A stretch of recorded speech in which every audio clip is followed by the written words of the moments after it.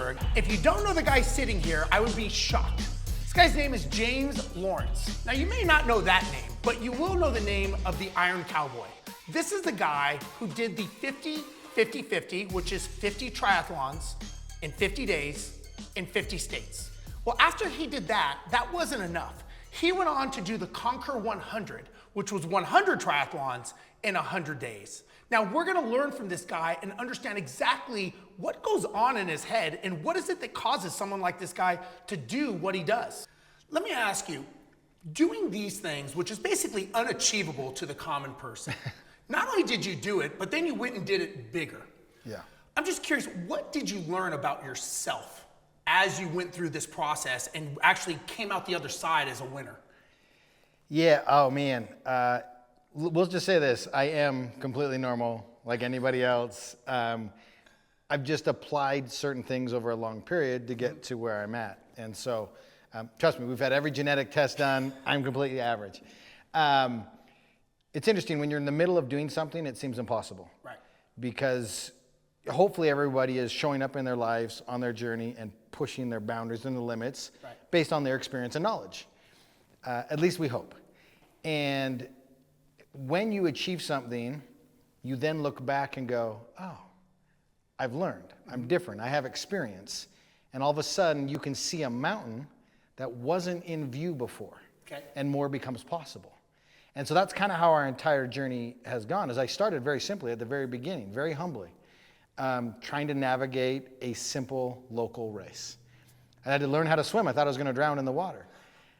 And it slowly evolved and escalated to where my belief system changed based off experience that I had, and I started to continue to evolve as a person and achieve more and more and more.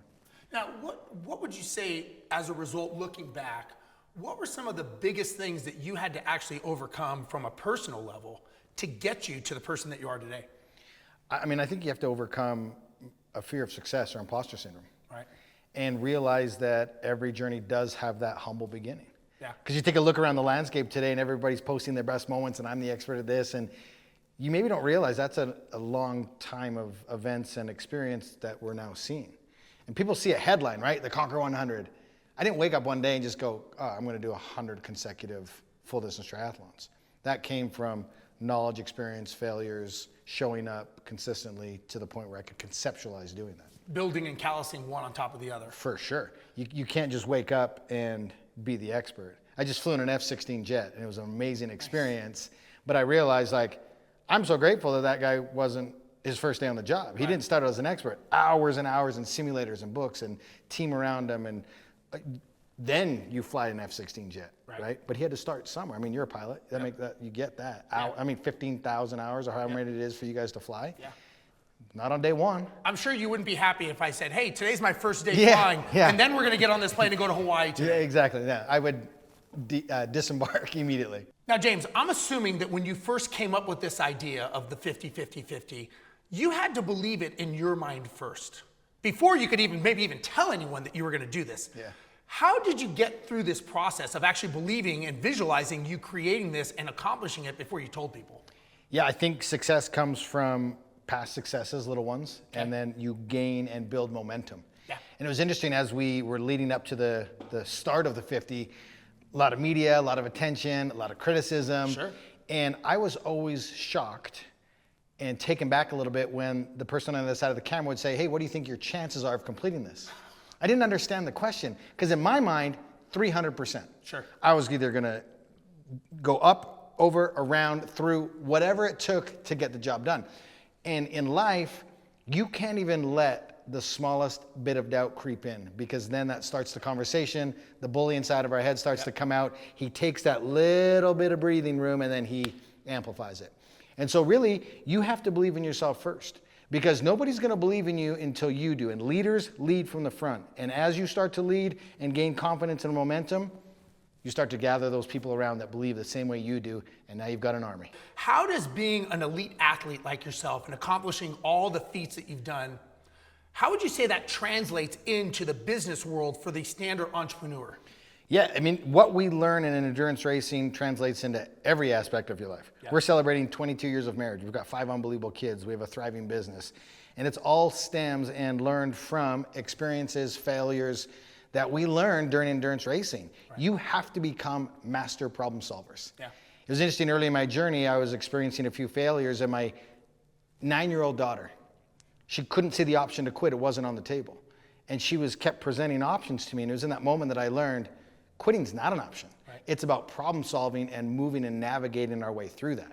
Right. And that's where it translates into business. There's so many unbelievable parallels. And it's funny how a child who has no barriers or is not told that you can't do something comes up with the solution. It's a learned habit. It's a learned habit. And we need to relearn that habit. Yeah, and so many people in business have this learned preconceived habit of they're going to fail, or people want to see them fail. Yep. So James, you are someone that I would say has probably pushed themselves physically and mentally to the next limit and to the levels probably 10x past that.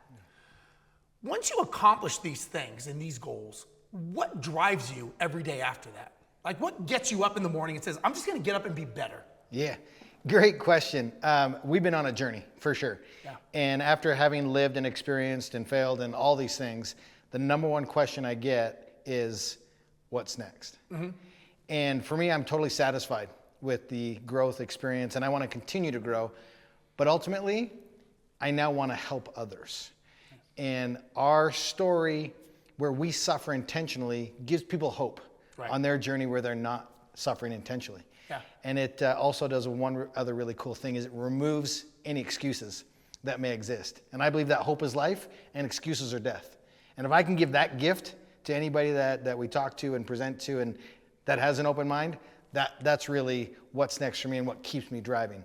I now have the knowledge, based on all the experiences that I've had, I can do anything I want. I just have to weigh the sacrifice and the benefits that come along with that.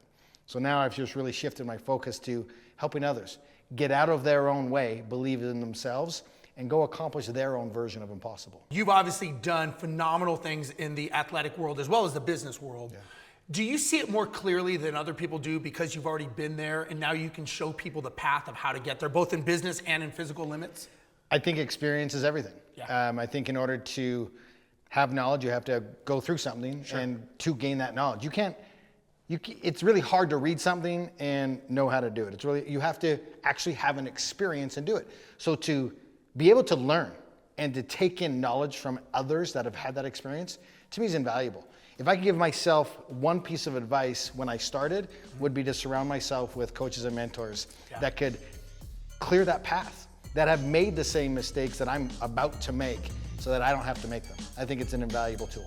Well, and I think that once you have done it and you've accomplished it and you've been successful, then you teach it. Absolutely. And I think it's just a part of our lives that we go through, where first we learn, we conquer, and then we go on and then we teach it and we help other people and we get them to the next level.